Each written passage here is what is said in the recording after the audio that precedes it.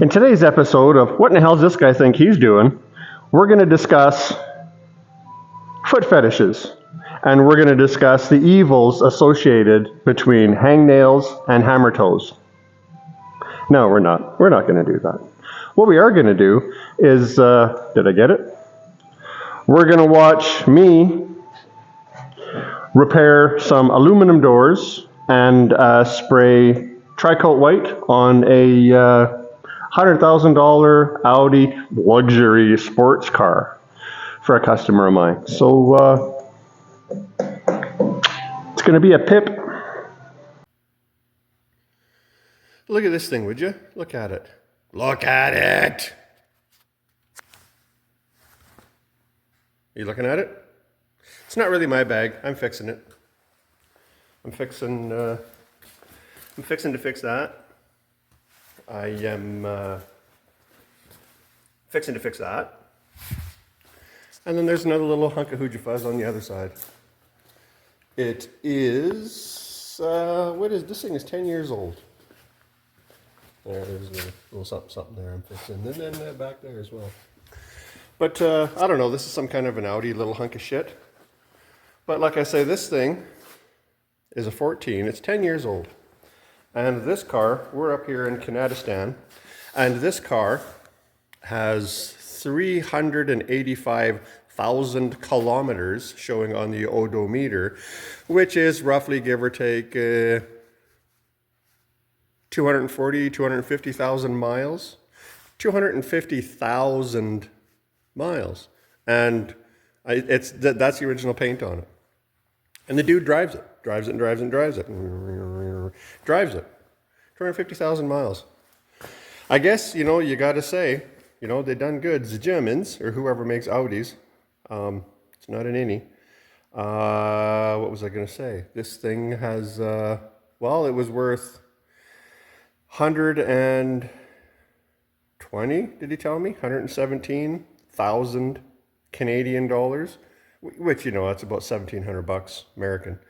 But that's a lot of clink for a car. But at the same time, he told me that the thing went 200 and some thousand kilometers before it needed brakes. I don't know how many miles that is. That's quite a bit. That's, that's a lot.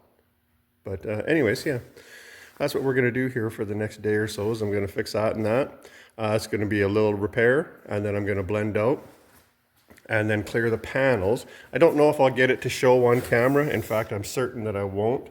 But of course, it can't just be white. This thing has to be a white tri-coat, which means that you paint it white and then you blast a little pearl in over top of this little pecker wood. But it's pretty, I don't know.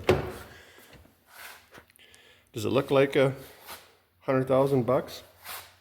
I don't know if it does. It's a diesel, turbo diesel, I reckon. He says it's fast as the son of a bitch, but I don't know. It's even got the little wing back here, hey? Like when you get to, I think he told me at 130 kilometers an hour, that wing comes up on its own. So what's 130 clicks an hour in America? 90 miles an hour? Something like that, 85, 90 miles an hour. Whoop, little wing comes up to keep you from just, going right off the road, which I'll bet you this thing would never do. But yeah, so we're going to get started on it. So there. So the doors and fenders on this car are aluminium. That literally changes everything. I didn't know that. If there was steel, well, you would weld some pins on there from a unispotter and pull it out. Well, you can't do that with aluminum. And you can only work aluminum so far. You know what I'm saying? If a dent's pushed in, you can only bring it back out so far before it cracks. And especially doors and stuff like that, because the aluminum is so thin. So having a good sized crown here, hopefully by working that crown in, it'll bring that out. Because I have, there is a plug here on the inside, but I don't know how much access that's going to give me to that door skin. Let's just pop the hole out. Yeah, see, there's a hole on the inside here, but it's just there's there's window shit and stuff bolted right here, so I can't get at this from the inside either, unless I got the whole damn door. I ain't doing that. So, let's just see what happens, I guess.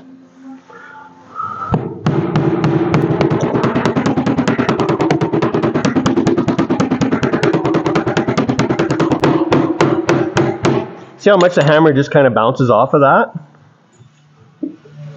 That's not good.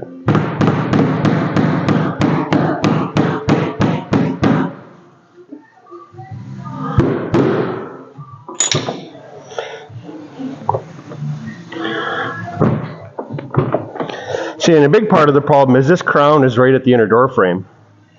Damn.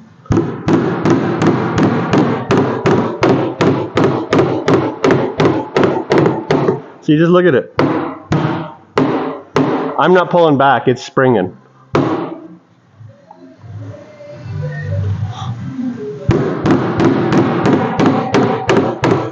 I'll be able to get that a little better. I'm sure you can still see that crown, but I mean the crown's, it's a quarter of what it was.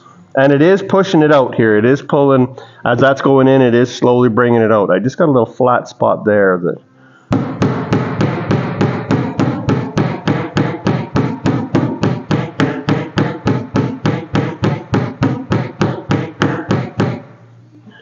they used to teach when I trained for my apprenticeship and stuff. They would teach you that to move metal, hit it, and try to glance your blows in the direction you want to move the metal to. I don't know if that's bullshit or not. Probably. You just kind of got to try to go a little bit slow with it. You know, you can't just go in there and just start smashing it. You kind of got to try to manipulate it.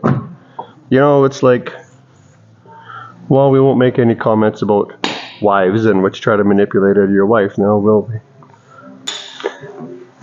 Oh yeah, yeah, oh yeah, oh yeah, yeah, son of a bitch.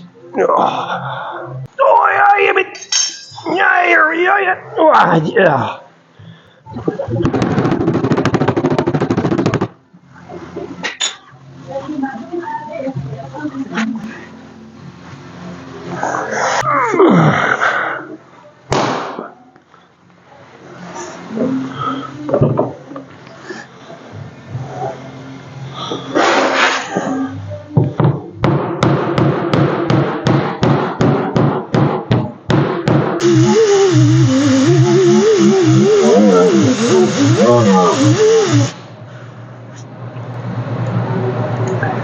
On aluminum, I like using a smaller grinder like this, even on bigger areas, because the smaller disc,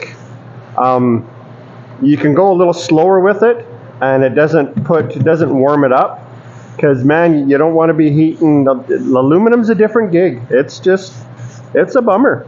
It's yeah, it's aluminum. You know, it's aluminum. It's not steel. Have I said it's aluminum?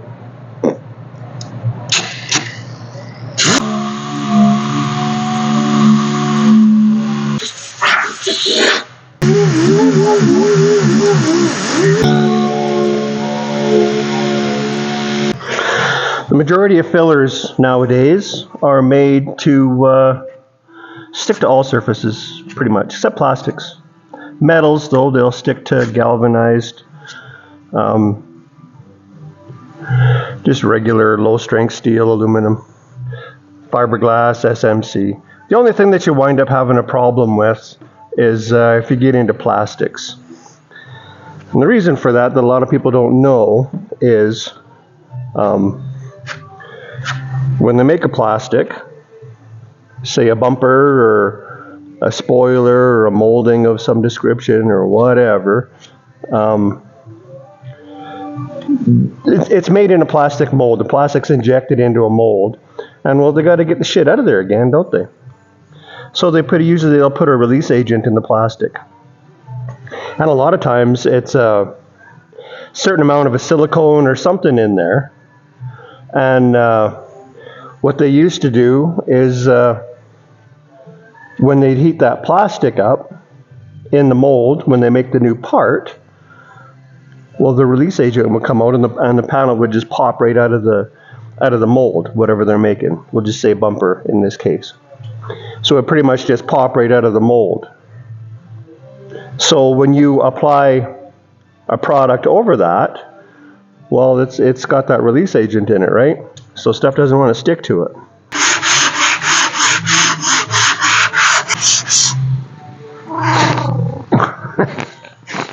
What are you, nuts? Would you get away from me? Come on. Beat it, scram, X-nay.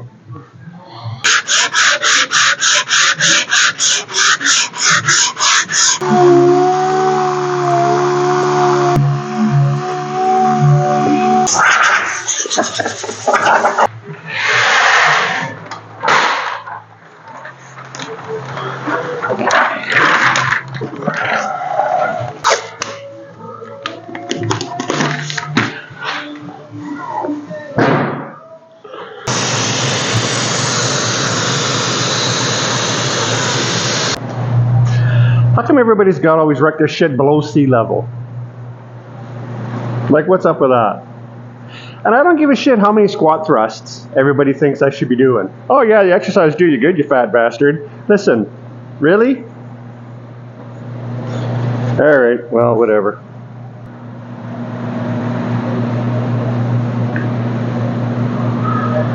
How come nobody ever gets a dent here? Hey, like if you ever have the option and you're gonna get a dent on your car, get it right here, where it's nice to work, instead of down there on the goddamn floor.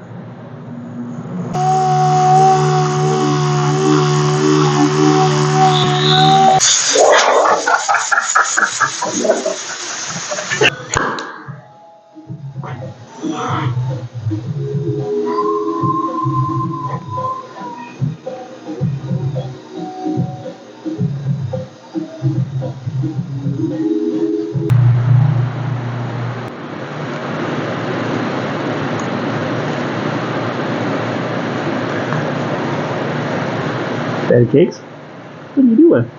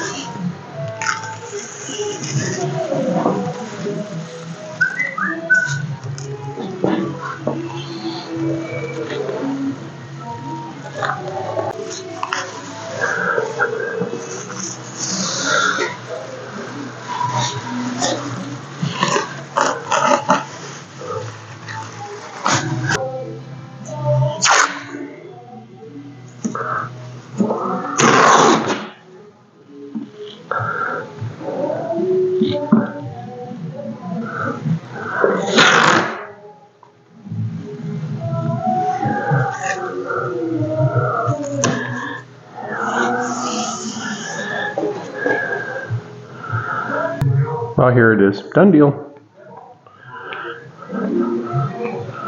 Tri-coat pearl installed.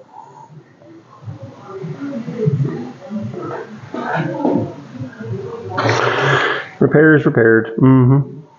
Paint painted, etc., etc. So the way the color is, car's painted white, and then it's got, this car has two different types of white pearl mixed up in some shit and then sprayed over top. So then that gives you your sparkles in the sun, right? That's your tri-coat, your pearls. So when you're, hey fatty cakes, when you're repairing this and doing it and painting it, so you're up here, you've got your factory paint, your white, your pearl, your clear. Down cha, you're starting over again, you're putting white on over top of the pearl, then you're trying to duplicate that with pearl. You got to put pearl over top of your white. See what I'm saying? You smell what I'm stepping in? So on the edges of your white where your blend is, there's the factory pearl. Now you're putting more pearl over top. Now that gets bitchy to try to mask because you might not have enough pearl on your white, but yet you've just put 2 or 3 more layers of pearl over top of the factory pearl. Okay? It's bitchy. I was taught a trick years and years ago by a fella. He was a paint rep for Sickens Paint. That was a Sickens shop I was working in. And what he had said, for anybody, if you care, when you're doing it, when you got your white on there, in this case, and your white is blended out, you take a little bit of your white foundation coat, if you want to call it that, and then you take some of your pearl coat that you're going to be applying over top of it, and you mix them usually half and half together, load it up in a gun, and then go over it all and then blend that out with your pearl and your white.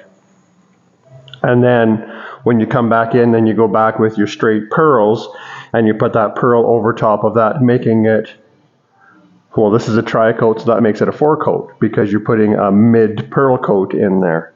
And what this does is, I don't know how to describe it. So the mixture of your pearls and of your base color white makes a muddier mix that you blend over top, which kind of kills some of the factory pearl effect in your blend. But then when you put your top pearl coat on, you kind of don't really want to go too far past that mid coat blend. See, I told you, it's bitchy.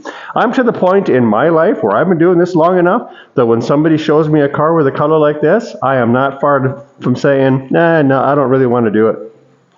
It's not really worth the hassle. And I don't know if the camera shows it up, but under these booth lights in here, and actually right now I'm a mixture of LEDs and fluorescents, I can see where I painted. Like I can see the halo of the white and the pearl. But I mean, honestly, that kind of freaks me out a little bit, but 9 times out of 10, when I get it out of these lights, you can't see it. For some reason, it's just the way it reflects in these lights. And I just will guarantee outside, it ain't there.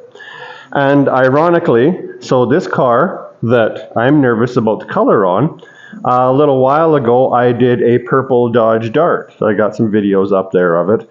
And I had a color problem with that car, and I wound up having to redo the doors because I had the purple mix twice, and the mixes came out different. So I had to blend the pearl that was on the quarter panels through the doors so it would match the pearl that's on the fenders. Purple that's on the fenders. So ironically enough, it's the same guy. I'm going to rip some paper off of this thing and then yeah, that's probably it. I don't know. There's nothing else to see here. That's it.